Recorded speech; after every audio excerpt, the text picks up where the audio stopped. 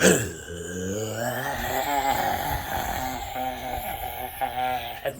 brothers and sisters of light and dark. Welcome, welcome, welcome to my page. My page is about common sense, but I try to keep it down under the nitty gritty, under 10 minutes. And if it goes over 10 minutes, it's something very, very, very, very important.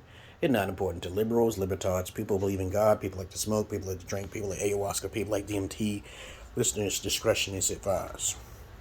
I'm your only real alpha on the internet. Okay, I'm saying it not to be boastful. I'm just saying it because, I don't say it in all my videos. If I'm boastful, I'll be like, I'm better than this person. I'm better than that. Though it may sound like it, as I said before, I have more knowledge than Kevin Samuels and to Andrew Tate overall, in a nutshell, Not to be boastful, it's just, what they talk about is common knowledge stuff. But it's not the stuff that I talk about.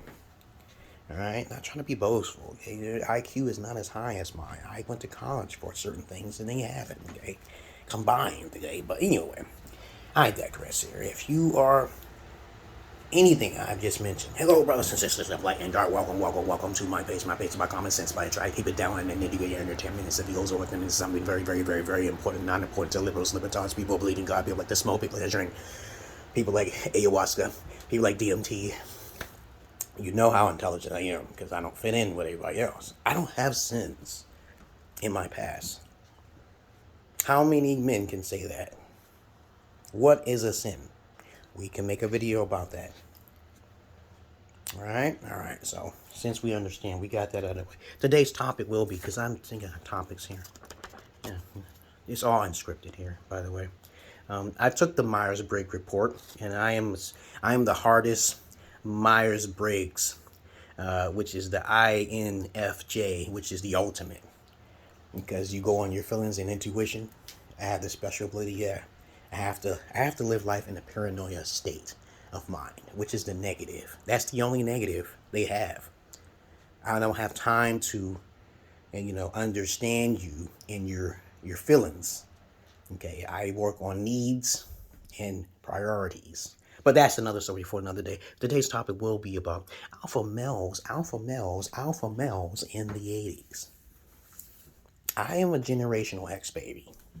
Okay, I am a Jesus type. Okay, so I'm not just trying to be narcissistic or on purpose. Okay, what you think of a narcissist is not what a narcissist is.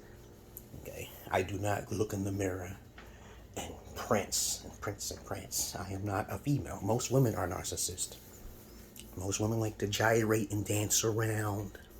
They need that validation or they will become unstable. Men are not likely to be narcissists.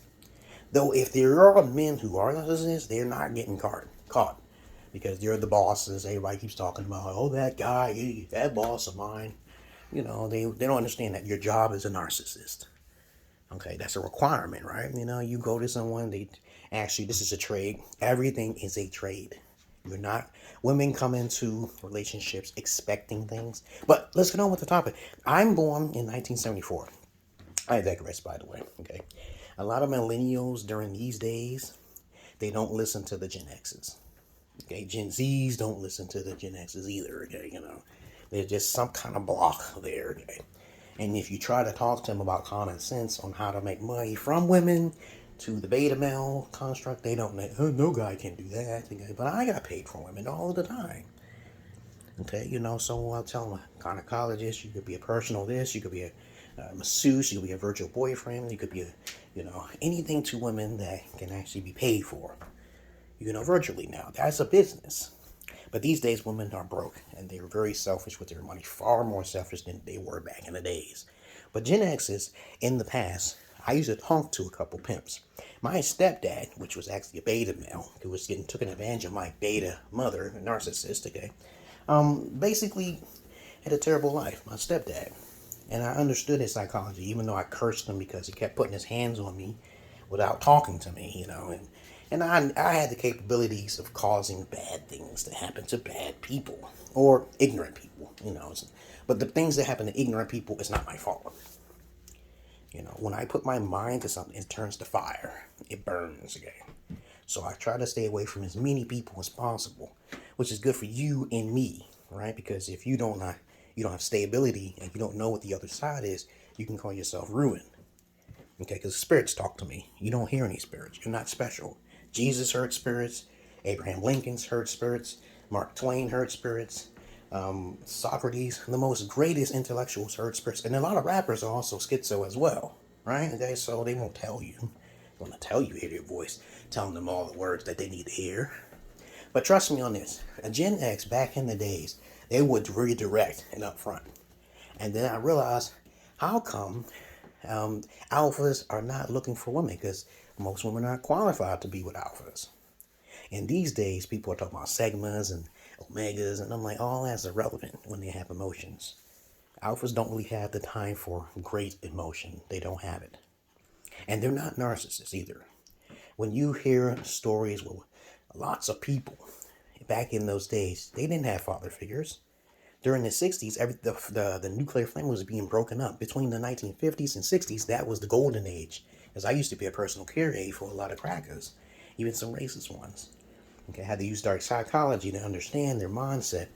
And they would tell me some shit like, okay, the black woman caused the demise of all the nuclear families. And I say, how is that possible? Because the black woman was in giving ideas to women like Gloria Steinem, okay, to cause the feminist movement to occur in the first place. So they can separate the sexes and take advantage of and monopolize on all chaos. When you have chaos, you can make money. And America is a corporation of extortionists. So other than that, if you live or die by that, right? So you got to find your way, no matter what, to eat. Okay, you got to eat for yourself. But women tend to take advantage of this. Even though back in the 60s, there was only a handful of women who were being abused, the majority was like, no, we don't want that. We know we're not equal. But this few handful was full of the powerful. And it was like, yo, we're going to do this. So the illuminated one said, hey, we're going to give women too many rights. We're going to make women feel like they're equal, so we can help humanity to evolve. And we're going to make money. So the people at the top echelon is going to take advantage of all you people who are basically trying to take advantage of the system. All right? If you have to rely on the system, you ain't part of the system. Okay? Because they already are the system. They making more money off of you. You are a modern day slave. So back in those days, in the 80s, I learned from Pimps on how the way to be. You got to be charming, efficient, and healthy. That's it. Live free or die trying. You probably never heard of that term. That's what they used to say back in the days, in the 80s.